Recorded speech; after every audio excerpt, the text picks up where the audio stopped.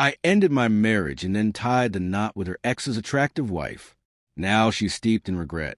I thought I had everything sorted out at 29. A stable job illustrating for one of the few remaining independent comic publishers that actually pays on time. A fiancé who understood that ink-stained fingers at dinner meant I had a good day. Parents who still acted like newlyweds after 30 years together. Sonia and I had been together for 4 years and engaged for 8 months. She worked as a set designer for local theater productions, not Broadway money, but she was passionate about it. We met when her company commissioned artwork for promotional materials. She walked into my studio, took one look at my chaotic workspace, and said, "This is exactly the kind of disorder I can work with." The engagement party 2 months ago should have been my first real warning, but not because of the party itself. It went perfectly. My mom's catering company handled everything, while my dad played host like it was second nature to him. Gerald was always the charmer in the family. He was a patent attorney for pharmaceutical companies, the type of job that sounds dull until you hear about the 7-figure settlements. What stuck with me was a moment near the end of the night. I went to grab another bottle of champagne from the kitchen and returned to find Sonia and my dad huddled over his phone, laughing at something. When I asked what was so funny, he showed me an article about restored Victorian homes. "Your fiancé has great taste in architecture," he said, squeezing her shoulder. "We've been geeking out about preservation techniques." Sonia smiled at me, but something felt off, like actors delivering their lines without any real emotion. After that night, things shifted in ways I couldn't quite define. Sonia began suggesting we visit my parents more often. Sunday dinners turned into twice-weekly events. She volunteered to help my mom with prep work for catering gigs, arriving hours before I did. Dad started offering to mentor her and connect her with people in creative fields, which made no sense since patent law and set design don't exactly overlap. Then came the little things that made my skin crawl. Mom travels often for her catering business, especially during wedding season. 3 weeks ago, I stopped by my parents' house to return Dad's drill. Mom was supposedly in Providence for a corporate retreat. Dad's car was in the garage, but I noticed a perfume scent in the air, not Mom's, as she's allergic to most fragrances. "The cleaning lady must have switched products," Dad said when I mentioned it. "They don't have a cleaning lady." Last Tuesday, Sonia's phone buzzed at 2 a.m., lighting up our bedroom. She can't stop thinking about earlier. I pretended to stay asleep, watching through barely open eyes as she deleted the entire thread. She had saved the contact as just G. No last name, no photo. When I checked her phone later, the contact was gone entirely. That's when I stopped hoping I was just paranoid and started proving I wasn't. For the next 3 weeks, I became someone I didn't recognize. Every interaction was filed away, analyzed, cross-referenced. I started carrying a small notebook, claiming it was for comic ideas. In reality, I was documenting timestamps, locations, and contradictions. Wednesday afternoon, I had a deadline emergency that kept me at the studio. I told Sonia I'd be pulling an all-nighter. Instead, I parked 3 blocks from our apartment and waited. She left at 7 p.m. wearing the dress I bought her for her birthday, the one she said made her feel luxurious. I followed her to a boutique hotel downtown, sitting in my car for 2 hours watching the entrance. She never came out. At 11 p.m., I drove home, beating her there by 20 minutes. When she walked in, she was wearing different earrings. "How was your night?" I asked, not looking up from my tablet. "Boring," she replied. "Helped Kendra with her lighting plots. You know how she obsesses over every angle." Kendra had posted Instagram stories all night from a wine bar across town. Sonia wasn't in any of them. Friday, I decided to test my dad. I called him during lunch, saying I was thinking about surprising Sonia with a weekend trip. His voice went higher. "That's sudden." "Yeah, I found a great deal on a cabin rental." "Why?" "I thought you mentioned having that gallery deadline." I hadn't told him about any deadline. The hotel receipt came next. I'd been helping Dad transfer files to his new laptop. He's hopeless with technology. A folder called Tax Docs 2024 was still open, and among legitimate expense reports was a receipt from the same boutique hotel. Same Wednesday. Room service for two charged to his business card under client entertainment. His client meetings are all at downtown firms, and this hotel was 40 minutes away. I took photos of everything. I built a cloud folder with subfolders for timelines, finances, messages, and location discrepancies, backing it all up to 3 different services. If they wanted to gaslight me, they'd need to burn down the internet. Sunday dinner almost sent me over the edge. Mom made her famous lamb, the one she reserves for special occasions. She was flying out Monday for a 5-day wedding contract in Austin. Dad carved the meat while Sonia poured wine, their hands brushing as she passed him his glass. They exchanged a look, quick but loaded, the kind of look I used to catch between them in old photos. Wait, that didn't feel right. Hey, Mom, I said, keeping my voice steady. What's the venue in Austin? I might know someone who's getting married there. She rattled off details about the Driscoll Hotel, the wedding party, and the nightmare bride who'd changed the menu 4 times. Dad and Sonia relaxed into their chairs. Monday night, I called the Driscoll. No events were booked under Mom's company. No one had even heard of Patricia's Premier Catering. I knew what I had to do and how to do it. Tuesday morning, I texted Dad about helping clean out Grandpa's old tools from his garage. Mom had been asking him to deal with it for months. This weekend, he replied immediately. Actually, thinking Thursday night, Mom's still in Austin, right? We can knock it out while she's gone. 3 dots appeared and disappeared for times before he wrote, Sure, 7 p.m. works. I texted Sonia next. Gallery emergency. Would be home late Thursday. Major buyer wanted revisions on the entire spring collection. She responded with heart emojis and said she'd have dinner with her sister. Her sister lives in Denver. Thursday arrived quickly. I spent the afternoon setting up. A phone recording in my jacket pocket, a USB voice recorder tucked behind old paint cans on the shelf. I even positioned my dash cam to capture the driveway through the garage window. I told myself I was being thorough. Really, I just needed solid proof that my world was collapsing. I arrived at 6:30, parked down the street, and waited. At 6:47, Sonia's Honda pulled into my parents' driveway.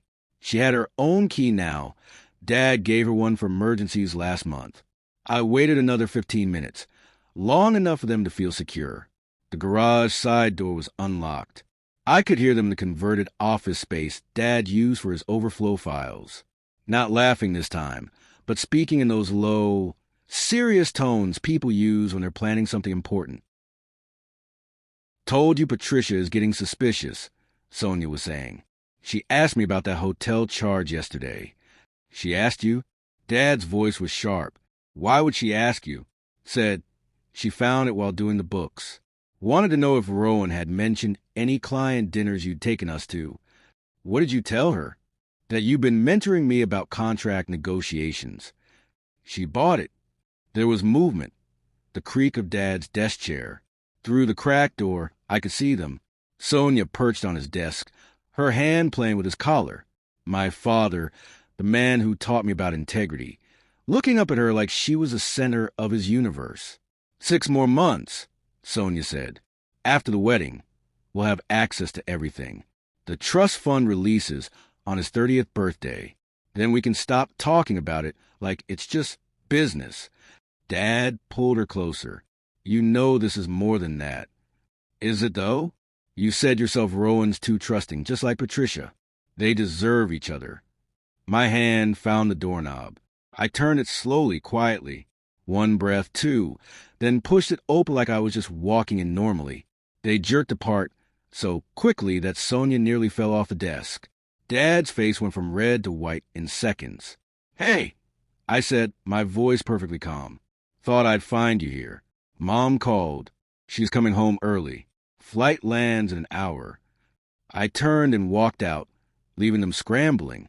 I got in my car and drove away steadily. I made it 3 blocks before I had to pull over.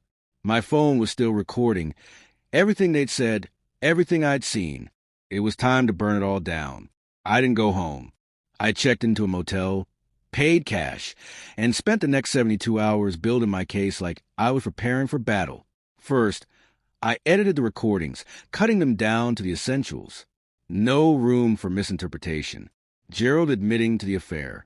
Sonia discussing my trust fund. The timeline of their deceit. I made copies on 3 USB drives, uploaded everything to multiple cloud services, and created an anonymous email account. Then came the packages, different versions for different recipients. For Gerald's law firm partners, I included the hotel receipts charged to his business card, the recordings discussing using company resources for personal meetings, and a helpful note about potential ethics violations.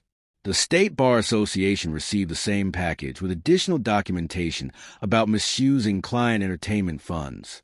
Sonia's parents got a hand-delivered USB drive.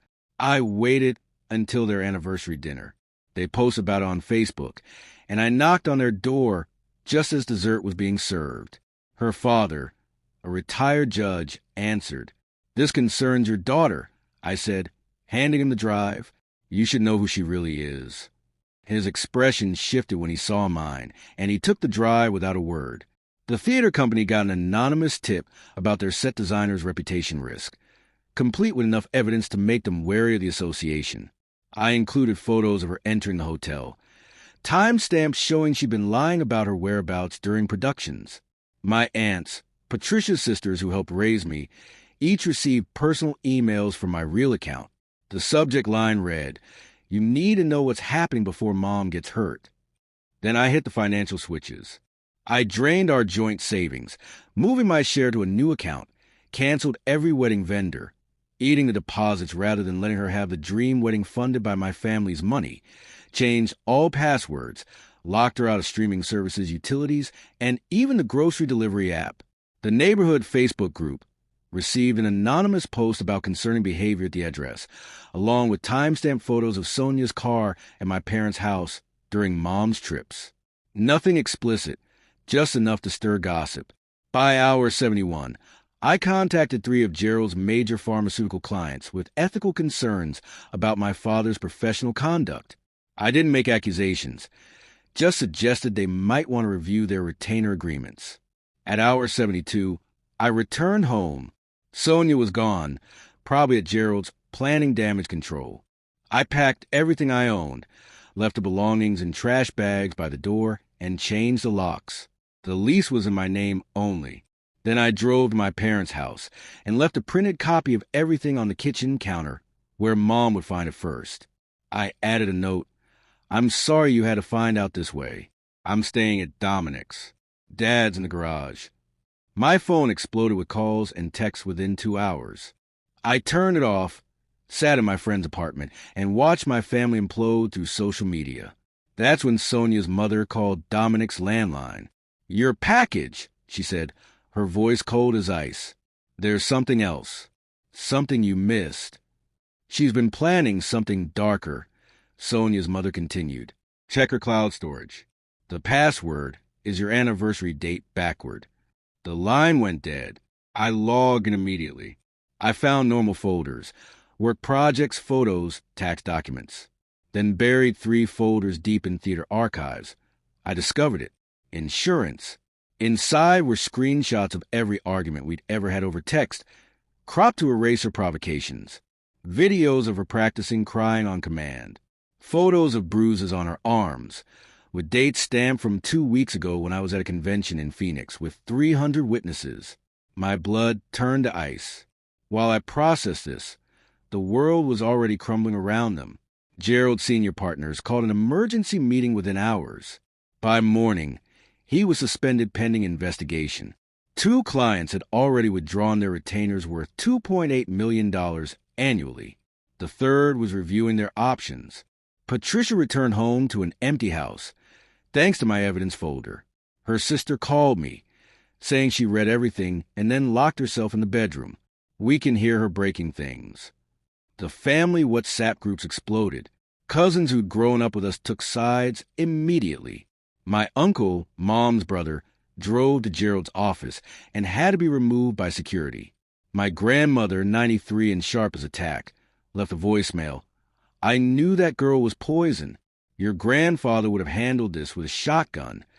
Sonia's voicemails changed throughout the day. First was denial. "This is insane. You're misunderstanding everything." Then came anger. You've destroyed my life over nothing. Next was bargaining. We can work through this. Couples therapy exists. Finally, threats. I'll tell everyone what you really are. I have proof. That one made me laugh. What proof could she possibly have when I'd done nothing wrong? Gerald tried damage control through his lawyer, claiming it was merely an emotional affair and that I had misinterpreted innocent interactions. The hotel receipts told a different story. His firm's forensic account was already uncovering more charges at jewelry stores, weekend trips during Mom's absences, and a lease on an apartment across town. The theater company let Sonia go within 48 hours. Creative differences, they said publicly, privately. The artistic director told mutual friends she was toxic to our reputation. Her father, the retired judge, sent me one text. I failed as a parent. I replied, you did what you had to do. By day 3, Patricia filed for divorce. Her lawyer, someone Gerald had once called ruthlessly efficient, was already freezing assets and hunting for hidden accounts. Mom moved in with her sister, and Gerald moved into that secret apartment, which wasn't so secret anymore. I thought I'd feel victorious.